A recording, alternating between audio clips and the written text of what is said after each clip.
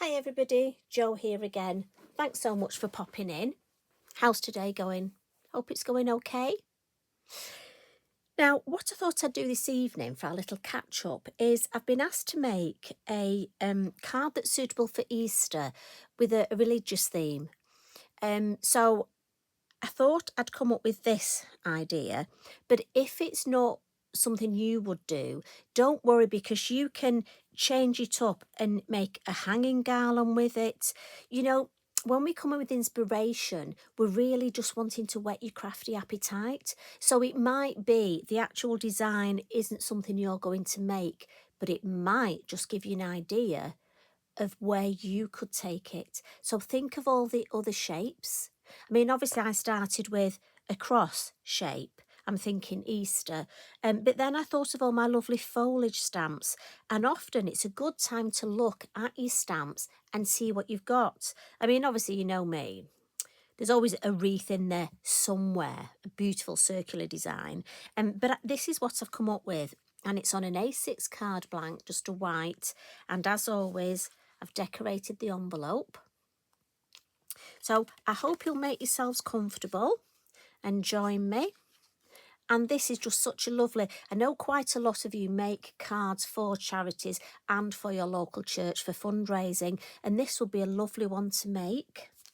So I'm going to start with one of our A6 pieces of multifarious card. Now I know this is the size, and I have been asked this, of my actual, if I bring it back in, sorry, of my actual A6 card blank look. And you could put it on. What I tend to do is I wouldn't trim it at the beginning. I've trimmed mine a little, look. I tend to make the design and then trim it just in case I haven't got it central, because chances are, oh, I'm going to sneeze, excuse me. Oh, excuse me. That came from my boots, didn't it? I do apologise. Good job I've got some tissues here. So just excuse me. Right. Okay, we're sorted. So, as I was saying, I will make the design first and then trim it as I need to, just in case we've gone off centre a little bit. So we'll pop that to one side. And the first thing I did was look at my stamps and then also look at my Versafine Clair ink pads to see what I was going to use. And I'm going to start with Shady Lane, or Shady Lady as she's now been called. And this lovely Climbing Ivy. Now this is one of my older stamps. But what I love, in my head, I went looking for a stamp that I had almost a long and a short version of. You know, when I put it on and I thought, yeah, that's the one. But as you can see, look, this is probably one of the first stamps I ever got. And look at that. Considering I do clean my stamps, it doesn't look it from that, does it? So I'm going to start with my deeper colour because this is going to be in the background. This is almost like the bones of my design.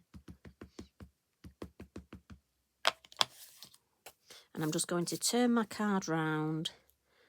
And I want it slightly to the top, but I'm just hopefully trying to get it in the middle.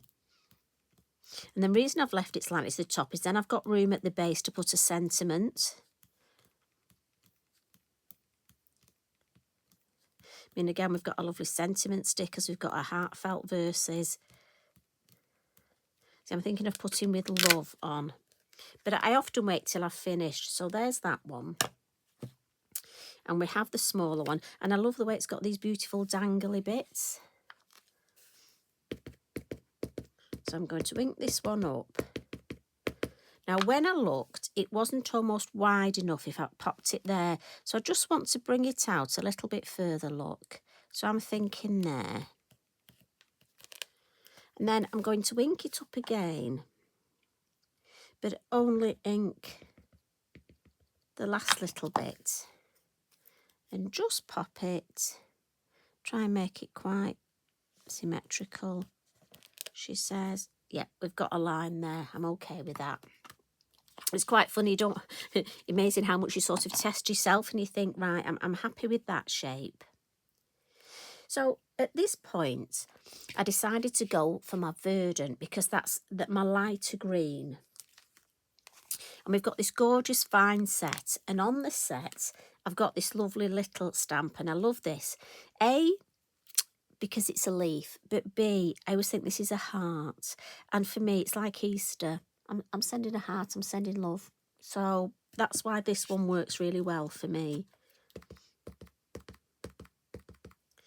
So what I thought is, if I stamp it at the edge, look, I can accentuate the end of each sort of edges of my cross.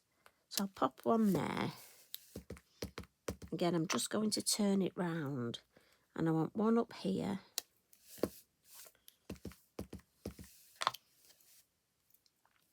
And then one just at the base over my lovely dangly bits. And then I want a couple just sort of in the background. And again, you can use first and second generation. So maybe just some coming down here. Don't want to overcook it. That's the thing when you're doing this, is don't overdo it with any of your stamps, because you want to build it up. And we can always fill if there's any spaces. So we've got space here, but I can always fill that with another stamp. And if I need, I can come back and add this. So I'm going to leave that now and we'll see how we go. We may come back and add another one, as I say, but let's see. So the next stamp I'm going to use is on the foliage set, and it's this one. I used this one yesterday, so it was still on my desk from yesterday. But I'm going to come in now with the Golden Meadow. Again, I'm thinking lovely spring colours. Now, what I have to be mindful with this is the stem. So when I'm stamping it, look, and I'm going to stamp it here, try and keep the stem actually in the sort of body of the floral design. Does that make sense? I don't want to stamp it there and the stem be poking out. Just something else to think about. And we'll have some. And again, I don't want to overdo it. Definitely need another one there. Just a little bit here. Yeah, again, I like that shape. I think I'm gonna stop there, because I've got one more stamp that I'm going to use. And this one, I was looking through my pound stamps. I have them in a little, I don't know about you, do you store them separately? I do. And it's a mini leaf creeper, and I don't often use this, but I wanted to bring in the orange, the summertime, but I didn't want it to be too sort of in your face. And I thought this gorgeous little stamp would be perfect. Again, it's got quite a stem on it, so I need to be mindful of that. So I'm going to start with one at the top there, and I'll pop one at the base there. And then on the sides, I'm just going to put a couple, yeah. You see how it's building up, but I don't want it to be too orange. Don't want the orange to take over. So I'll have 1, 2 there. And then let's just have maybe one more. And let's have a look. Now we do need one there, I think. So, but I just want the edge of one, so I don't want it all. Yeah.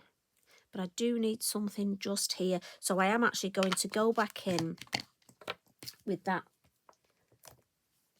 lovely leaf stamp that we used first off. But it's nice because, can you see, for me there is that, just that little bit of a gap there. And it doesn't matter that I'm adding this at the end. It's funny with stamps, you can, just because you do it at the end, it doesn't mean it's going to look forward. And maybe just a second generation there. Yes, I like that. That's helped with that shape, hasn't it? So maybe on this side we'll do the first generation at the bottom and the second generation at the top. Yes, I much prefer that. Now, if you wanted any hanging bits, don't forget on the foliage set, We've got the lovely, lovely hanging catkins that you could add. In fact, just to be different, let's just add... You know, I am a funny, trying to do the same thing twice. I just don't do it. I alter things. I don't know about you, but we can alter this one a little, can't we? And you know what? If we don't like it as much as the first one, well, at least we can go, we don't like it as much as the first one. But I'm just thinking maybe some little, just some little...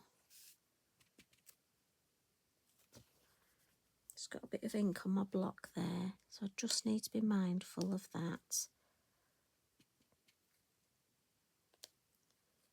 Yeah, I like that with that, so I'm going to stop there now. So just to recap on your colours, the first one's your Shady Lane, that's the darker green, and I usually team that up with the Verdant, the lighter green. And then we're into the Golden Meadow and the Summertime. Now, I'm just going to give that a bit of a blot because obviously it's a slower drying ink, and I just want to add a little bit of colour, a little bit of the elements, the Sahara behind it. But I don't want to smudge that lovely detail we've got. So if I get rid of that, and I'm going to use the number 3 brush. And as always, I'm just going to mix it in the lid. And I'm just going to come in sort of on the body of the stamping and just do circular motions and almost just go around the edge. Now, if you're not happy with the shape you've got, this is a great way of just adding a little bit more to that shape. Or if you've got any gaps, but you don't want to put an extra stamp in, you think it may spoil it, just put extra ink in there. And I know you're asking why I didn't do this at the beginning, and that's because I wasn't sure how far my image was going to go. So it's like down here, I just want to have a little bit, just extending it. And for me, it just takes the white away. And it's not as stark then if I bring it a bit closer. Now I am aware, look, I know you're shouting at me, look at that little bit of ink, and that was off the corner of my block. But don't worry, I'm going to put some little Posca splats and it'll hide that. And we won't tell anybody, will we? But you see how that ink in the background, can you just see how it helps that shape? Now, if you're somebody who doesn't like your Posca splats, stop at this point. If the person you're sending it to likes glitter, you could pop some stickles on, or some of our lovely holographic glitter, or the one I was using the other day, which was the, got it behind me, the Vintage Shimmer. That, because it's got the greeny tones, that would look beautiful, wouldn't it? So again, the finishing touches are up to you. I'm going to leave this without glitter because I don't want to add any glitter to this one. But I am going to add a little bit of the Posca. I'm going to give it a shake. And then I'm just going to come in with my stencil brush. And I'm going to add it really just over the design to start off with. Lovely, just trailing down there. But then, where I've got my little splat there, look. And then just to complement that, a little bit over here. There we go, not too much, don't want to overcook it with that. And I just think that is so beautiful, so elegant. I really hope you like it. And I do think, you know, if you needed a sympathy card, and unfortunately we do have to make them, maybe you could do this in browns and greys or black and grey. I mean, there's an idea. And again, I know they're not nice cards to make, but maybe if you made one and had it in readiness. But I do think this really lends itself, well, for me anyway, and I'm hoping you agree.